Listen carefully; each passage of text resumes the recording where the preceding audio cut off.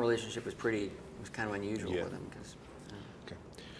When you were a little boy in Mayberry looking up at the stars at night, did you ever want to be an astronaut? No, I was not one of those kids who put together the models. My brother Clint was like that. I remember him putting together those things, and Tom Hanks was. Mm-hmm. But I remember Buzz Aldrin and Neil Armstrong on the moon for the first time, and that was a great day, mm-hmm. a great day. And I loved the idea that we were going into space. Human beings were going to the moon, and I hoped that they were going to go right on to Mars. Next stop, Mars. But I wasn't a space fanatic. Well, you obviously did something because you've made a really, truly, I think, a great movie. And I don't like to use that word. I like Backdraft a lot. I thought you hit that one right. Thank you. Down the park, because firemen are very picky about how they're portrayed, and you did that one right. And somewhere in here, you must have found something, because this is such an inspirational film, and it's got a lot of heart, and it's no one's movie. Yeah, well, thank you. I don't know if Mr. Hanks would be mad at me for saying that, but I don't think it's really a Tom Hanks movie. It's a He everybody didn't want it to movie. be a vehicle. He's always loved this story, always been fascinated by the program, but the Apollo 13 mission in particular.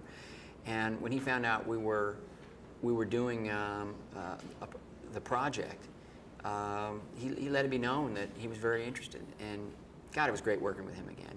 But it's a great story, and we got a world-class cast of actors, and everybody, I think, really worked in service of the story more than in trying to sort of score for themselves. It's a hard story to knock down to 2 hours, though, isn't it? Yeah, it was frustrating. It was very frustrating in that regard. We had to compress some things, had to simplify some things, had to leave some things out. It is amazing what those three individuals did, what they survived, what they were able to accomplish. And what those guys on the ground were able to come up with. Well, that was the big revelation to me. And just about almost to the day a year ago, I made my first trip here to Houston to tour the Space Center and begin the research. And it was so enlightening when I met a bunch of the mission controllers, because I realized these were not autocrats or something, automatrons. Mm-hmm. These were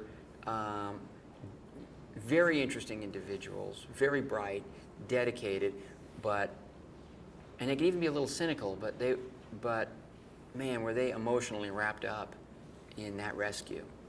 And I began to see the movie in, I guess, much more human terms when I began to see just what everybody had put themselves through, waiting and hoping.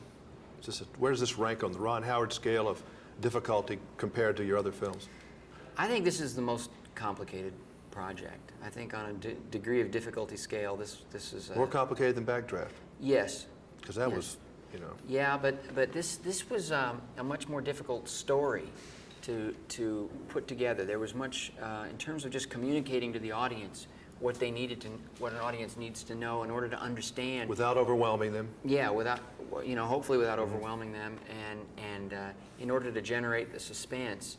Not a lot of tricks to fall back on. It's really sort of pure, has to be kind of lean, tight storytelling, and that combined with the challenge of figuring out the weightlessness and how to do that and put that over on screen.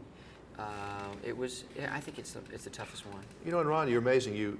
You've outdone yourself with nepotism this time again, too. I mean, every time we discuss this, you got Clint, I know that, and he did a great job. Right. I saw Dad as the priest. Yeah. But and the wife, where was she? I know she was there somewhere. Yeah, she's just in the background. Okay, but she makes it, she gets out there, she gets her $1.25. Right.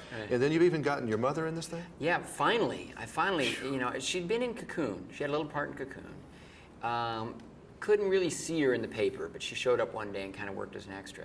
But I hadn't really given her a part, and she's been back working for about 8 or 9 years now, and she was beginning to think it was something personal, and I actually auditioned her for this role. Ooh, made her read? Made her read. Ugh. Such an important role. You can't fool around when you're casting a movie.